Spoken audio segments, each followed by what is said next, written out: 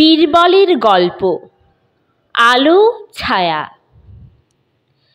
বাদশাহ আকবর বীরবলকে খুবই ভালোবাসতেন, আর তাই আশকারা পেয়ে বীরবল মাঝে মাঝে এমন একটা কাজ করে বসতেন যাতে বাদশার মান সম্মান একেবারে ধুলোয় মিশে যেত।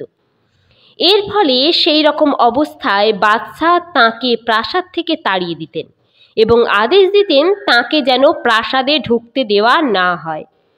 এমনি একটি ঘটনার পর বাদশাহ বীরবলকে তাড়িয়ে দিলেন। বীরবল মনের দুঃখে সেবার লোকচক্ষুর অন্তরালে চলে গেলেন।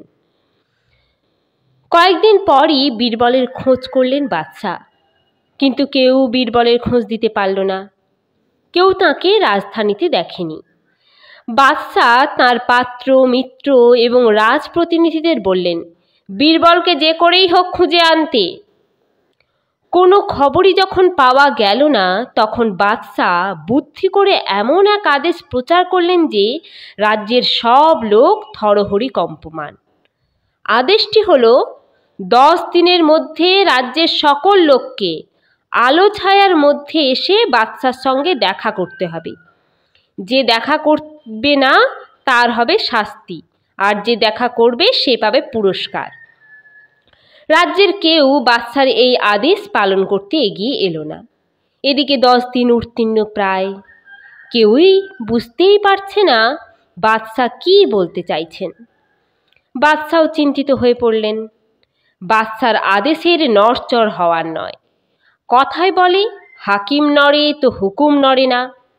10 দিনের মধ্যে কেউ না এলে তিনি রাজ্যের সমস্ত লোককে কি শাস্তি দেবেন? তা কি দেওয়া সম্ভব?